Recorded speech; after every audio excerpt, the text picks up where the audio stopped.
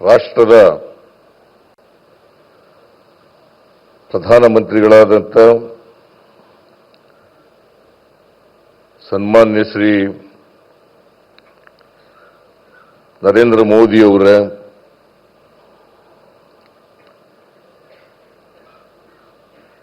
ರಾಜ್ಯದ ರಾಜ್ಯಪಾಲರಾದಂಥ ಸನ್ಮಾನ್ಯ ತಾವರ್ ಚಂದ್ ಗೆಹ್ಲೋಟ್ ಅವರ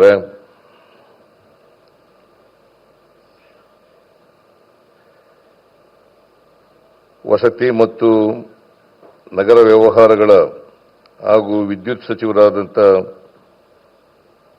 ಶ್ರೀ ಮನೋಹರ್ ಲಾಲ್ ಖಟ್ಟರ್ ಅವರ ರೈಲ್ವೆ ಸಚಿವರಾದಂಥ ಹಾಗೂ ಮಾಹಿತಿ ಮತ್ತು ಪ್ರಸಾರ ವಿದ್ಯುನ್ಮಾನ ಸಚಿವರಾದಂಥ ಶ್ರೀ ಅಶ್ವಿನಿ ವೈಷ್ಣವ್ ಅವರ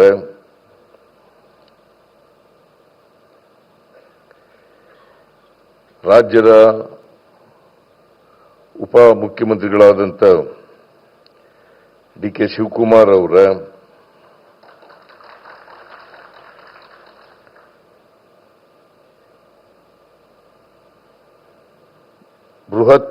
ಬೃಹತ್ ಕೈಗಾರಿಕೆ ಮತ್ತು ಉಕ್ಕು ಸಚಿವರಾದಂಥ ಮಾನ್ಯ ಎಚ್ ಡಿ ಕುಮಾರಸ್ವಾಮಿ ಅವರ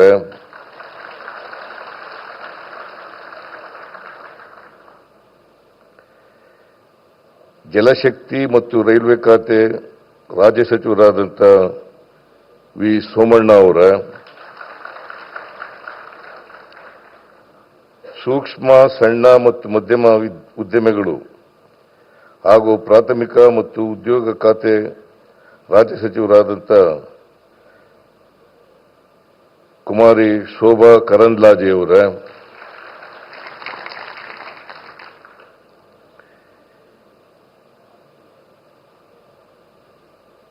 ಸಚಿವರಾದಂಥ ಬೈರತಿ ಸುರೇಶ್ ಅವರ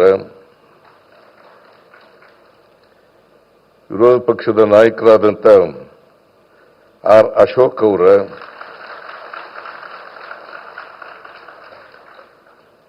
ಬೆಂಗಳೂರು ದಕ್ಷಿಣ ಲೋಕಸಭಾ ಕ್ಷೇತ್ರದ ಲೋಕಸಭಾ ಸದಸ್ಯರಾದಂಥ ಶ್ರೀ ತೇಜಸ್ವಿ ಸೂರ್ಯ ಅವರ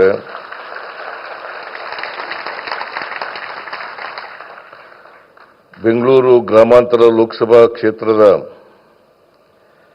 ಲೋಕಸಭಾ ಸದಸ್ಯರಾದಂಥ ಡಾಕ್ಟರ್ ಸಿ ಎನ್ ಮಂಜುನಾಥ್ ಅವರ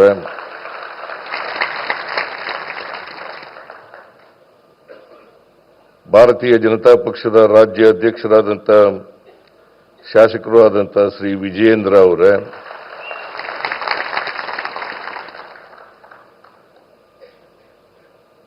ಈ ಸಮಾರಂಭದಲ್ಲಿ ಭಾಗವಹಿಸಿರ್ತಕ್ಕಂಥ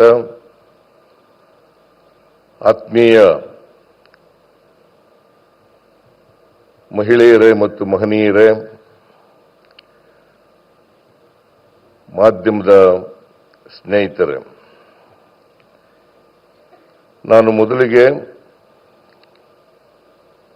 ಕರ್ನಾಟಕ ಸರ್ಕಾರದ ವತಿಯಿಂದ ಸನ್ಮಾನ್ಯ ಪ್ರಧಾನಮಂತ್ರಿಗಳಾದಂಥ ನರೇಂದ್ರ ಮೋದಿ ಅವರಿಗೆ ಬೆಂಗಳೂರಿಗೆ ಬಂದು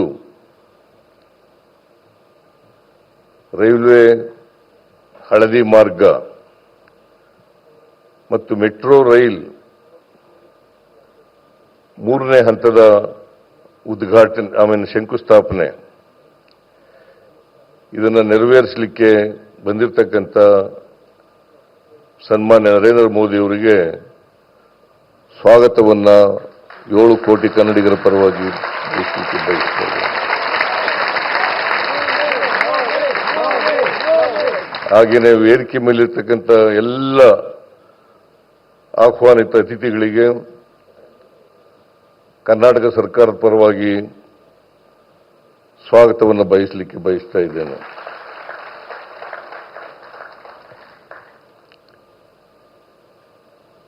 ರಾಷ್ಟ್ರದ ಪ್ರಧಾನಿಗಳಾದಂಥ ನರೇಂದ್ರ ಮೋದಿ ಅವರು ಇವತ್ತು ಬೆಂಗಳೂರು ನಗರದಲ್ಲಿ 3 ಕಾರ್ಯಕ್ರಮಗಳನ್ನು ಹಮ್ಮಿಕೊಂಡು ಬಂದಿದ್ದಾರೆ. ಒಂದು, ಹಳದಿ ಮಾರ್ಗದ ಉದ್ಘಾಟನೆ, ಮೆಟ್ರೋ ಹಳದಿ ಮಾರ್ಗದ ಉದ್ಘಾಟನೆ.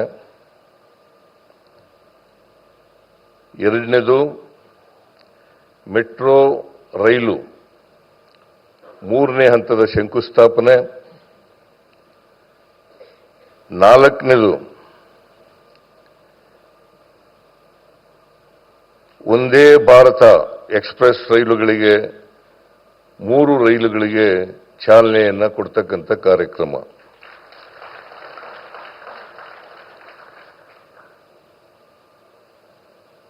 ಈ 3 ಕಾರ್ಯಕ್ರಮಗಳಿಗೆ ಇವತ್ತು ಬೆಂಗಳೂರು ಬಂದು ಆ ಕಾರ್ಯಕ್ರಮದಲ್ಲಿ ಭಾಗವಹಿಸಿ ಅವುಗಳನ್ನು ಉದ್ಘಾಟನೆ, ಚಾಲನೆ ಮತ್ತು ಶಂಕುಸ್ಥಾಪನೆಯನ್ನು ನೆರವೇರಿಸಿದ್ದಾರೆ. ನಿಮಗೆಲ್ಲ ಗೊತ್ತಿದೆ, ಬೆಂಗಳೂರು ಮೆಟ್ರೋ ಪ್ರಾರಂಭ ಆದದ್ದು 2005.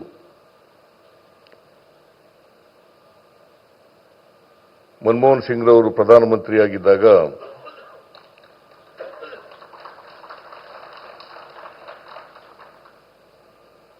ಬೆಂಗಳೂರು ಮೆಟ್ರೋವನ್ನು ಪ್ರಾರಂಭ ಮಾಡಿದರು.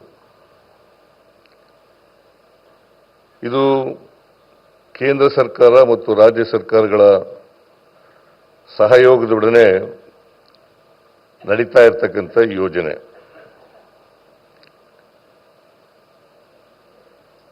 ಎರಡು ಕೇಂದ್ರ ಮತ್ತು ರಾಜ್ಯ ಸರ್ಕಾರಗಳ ಒಪ್ಪಂದ ಏನಪ್ಪಾ ಅಂತಂದ್ರೆ, ಈ ಯೋಜನೆಗೆ ಕೇಂದ್ರ ಸರ್ಕಾರ 50%, ರಾಜ್ಯ ಸರ್ಕಾರ 50%,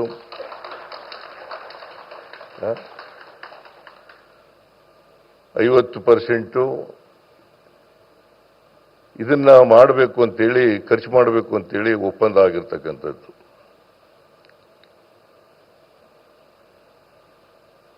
ಆದರೆ ನಿಮಗೆ ತಿಳಿಸಬೇಕು ಅಂತಂದ್ರೆ,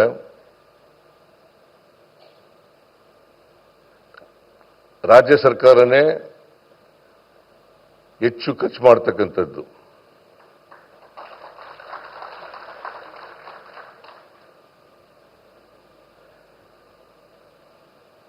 ಕೇಂದ್ರ ಸರ್ಕಾರ ತಾಂತ್ರಿಕ ನೆರವು ಮತ್ತು ಹಣಕಾಸಿನ ನೆರವನ್ನ ಸಹಾಯ ಮಾಡ್ತದೆ. ಹಾಗಾಗಿ ಇದು ಕೇಂದ್ರ ಮತ್ತು ರಾಜ್ಯ ಸರ್ಕಾರಗಳ ಜಂಟಿ ಕಾರ್ಯಕ್ರಮ ಅಂತಕ್ಕಂಥದ್ದು ಬಹಳ ಮುಖ್ಯ ಅಂತಕ್ಕಂಥ ಮಾತುಗಳನ್ನು ಹೇಳಲಿಕ್ಕೆ ಬಯಸ್ತಾ ಇದ್ದೇನೆ.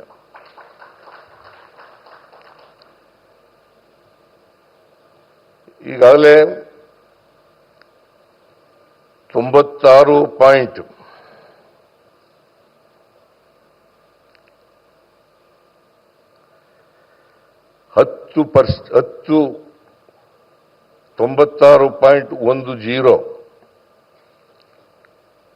ಇಷ್ಟು ಉದ್ದದ ರೈಲ್ವೆ, ಮೆಟ್ರೋ ರೈಲ್ವೆ ಕೆಲಸ ಮುಗಿದಿದೆ.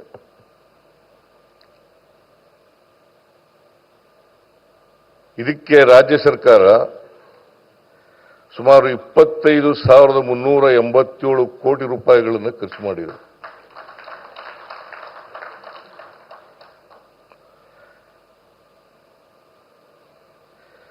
ಕೇಂದ್ರ ಸರ್ಕಾರ ಖರ್ಚು ಮಾಡಿರ್ತಕ್ಕಂಥದ್ದು 7,468.86 ಕೋಟಿ ರೂಪಾಯಿಗಳನ್ನು ಮಾತ್ರ. ಆದರೆ ಕೇಂದ್ರ ಸರ್ಕಾರ ಸಾಲ ಕೊಡ್ತದೆ, ಈಕ್ವಿಟಿ ಇಟ್ಟಿದ್ದಾರೆ. ನಾವು ಸಾಲ ಬಡ್ಡಿ ಸಮೇತವಾಗಿ ವಾಪಸ್ ಕೊಡಬೇಕು. ಇಲ್ಲಿವರೆಗೆ 3,987 ಕೋಟಿ ರೂಪಾಯಿಗಳನ್ನು ಮರುಪಾವತಿ ಮಾಡಿದ್ದೇವೆ.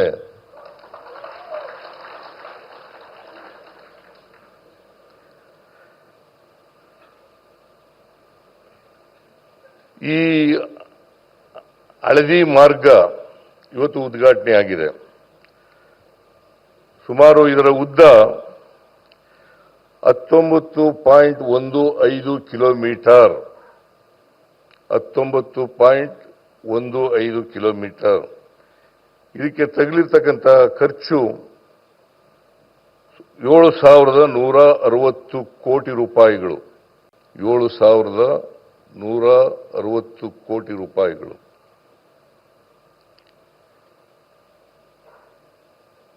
ಇದರಿಂದ ಸುಮಾರು 3.5 ಲಕ್ಷ ಪ್ರಯಾಣಿಕರು ಪ್ರತಿ ದಿನ ಟ್ರಾವೆಲ್ ಮಾಡಲಿಕ್ಕೆ ಸಾಧ್ಯ.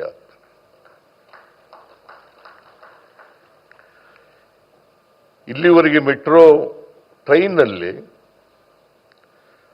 ಸುಮಾರು 9 ಲಕ್ಷ ಪ್ರಯಾಣಿಕರು ಪ್ರತಿದಿನ ಪ್ರಯಾಣ ಮಾಡ್ತಾ ಇದ್ದಾರೆ. 9 ಲಕ್ಷ. ಈ ಹಳದಿ ಲೇನು ಇವತ್ತು ಏನು ಉದ್ಘಾಟನೆ ಆಗಿದೆ, ಇದು ಸೇರ್ಕೊಂಡ್ರೆ 12.5 ಲಕ್ಷ ಪ್ರಯಾಣಿಕರು ಮೆಟ್ರೋನಲ್ಲಿ ಹೋಗ್ಲಿಕ್ಕೆ, ಪ್ರಯಾಣ ಮಾಡಲಿಕ್ಕೆ ಸಾಧ್ಯ ಆಗ್ತದೆ. ಇದರ ಉದ್ದೇಶ ಏನಪ್ಪಾ ಅಂತಂದ್ರೆ, ಬೆಂಗಳೂರು ನಗರ ಬಹಳ ವೇಗವಾಗಿ ಬೆಳೀತಾ ಇರತಕ್ಕಂಥ ನಗರಗಳಲ್ಲಿ ಒಂದು. ಈ ನಗರದಲ್ಲಿ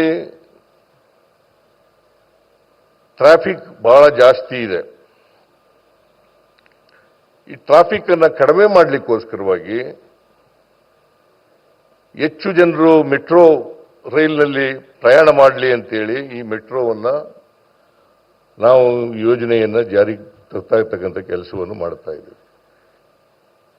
ಇದನ್ನ ಹಳದಿ ಮಾರ್ಗ ಉದ್ಘಾಟನೆ ಆಗಿದೆಯಲ್ಲ, ಇದರಿಂದ ನಮಗೆ ಟ್ರಾಫಿಕ್ ಸ್ವಲ್ಪ ಕಡಿಮೆ ಆಗ್ತದೆ. 2030ನೇ ಇಸ್ವಿಗೆ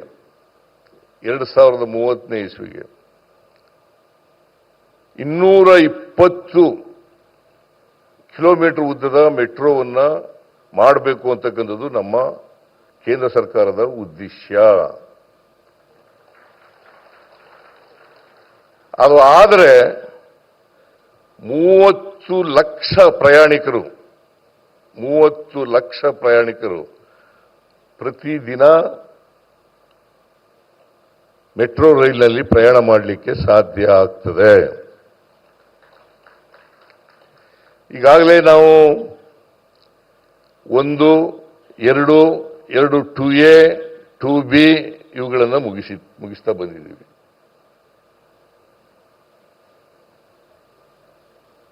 ಮೂರನೇ ಹಂತಕ್ಕೆ ಇವತ್ತು ಶಂಕುಸ್ಥಾಪನೆ ಆಗಲಿದೆ.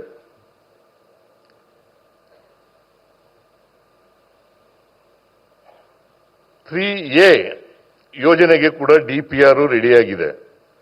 ಕೇಂದ್ರ ಸರ್ಕಾರಕ್ಕೆ ಕಳಿಸಿಕೊಟ್ಟಿದ್ದೀವಿ ನಾವು. ಅದಕ್ಕೆ ಅನುಮೋದನೆಯನ್ನು ಕೊಟ್ಟರೆ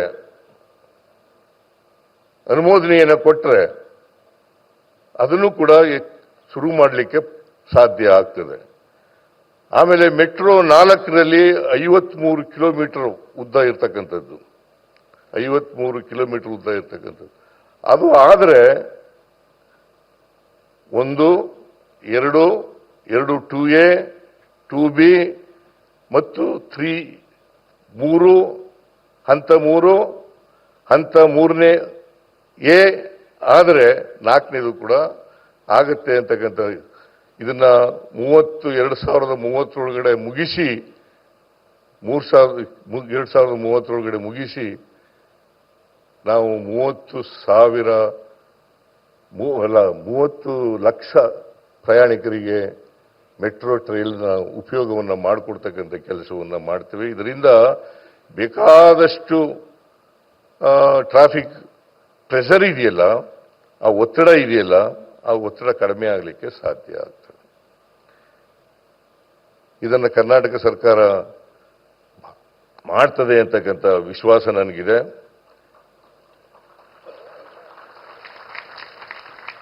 ಆಮೇಲೆ ಇವತ್ತು ಇದೇ ಸಂದರ್ಭದಲ್ಲಿ ಬೆಂಗಳೂರಿಂದ ಬೆಳಗಾವಿಗೆ ಟ್ರೈನ್ ಕೂಡ ಒಂದೇ ಭಾರತ್ ಎಕ್ಸ್ಪ್ರೆಸ್ ರೈಲು ಆಗಿದೆ. ಅದನ್ನು ಕೂಡ ಇವತ್ತು ಚಾಲನೆ ಮಾಡ್ತಕ್ಕಂಥ ಕೆಲಸವನ್ನು ಮಾಡಿದೆ. ಇನ್ನೂ ಒಂದು ಅಮೃತ್ಸರದಿಂದ ಶ್ರೀ ಮಾತಾ ವೈಷ್ಣವ ದೇವಿ, ಆಮೇಲೆ ನಾಗ್ಪುರದಿಂದ ಪುಣೆವರೆಗೆ 3 ಒಂದೇ ಭಾರತ್ ಎಕ್ಸ್ಪ್ರೆಸ್ ರೈಲುಗಳಿಗೆ ಪ್ರಧಾನಮಂತ್ರಿಗಳು ಚಾಲನೆಯನ್ನು ನೀಡಿದ್ದಾರೆ. ಇದರಿಂದ ಹೆಚ್ಚು ಅನುಕೂಲ ಆಗ್ತದೆ ಅಂತಕ್ಕಂಥ ಮಾತುಗಳನ್ನು ಈ ಸಂದರ್ಭದಲ್ಲಿ ಹೇಳಲಿಕ್ಕೆ ಬಯಸ್ತಾ ಇದ್ದೇನೆ. ಆದರೆ ಒಂದು ನಮ್ಮ ರಾಜ್ಯನೂ ಕೂಡ ಹೇಗೆ ಮಹಾರಾಷ್ಟ್ರ ಮತ್ತು ಗುಜರಾತ್ ರಾಜ್ಯಗಳಿಗೆ ಹೆಚ್ಚು ಒತ್ತು ಕೊಡ್ತೀರಿ, ಹಾಗೆಯೇ ಕರ್ನಾಟಕಕ್ಕೂ ಒತ್ತು ಕೊಡಬೇಕು ಅಂತಕ್ಕಂಥ ಮನವಿಯನ್ನು ಪ್ರಧಾನಮಂತ್ರಿಗಳಲ್ಲಿ ಮಾಡಲಿಕ್ಕೆ ಬಯಸ್ತಾ ಇದ್ದೀನಿ. ಏನು ನಗ್ತಾ ಇದ್ದಿಲ್ಲ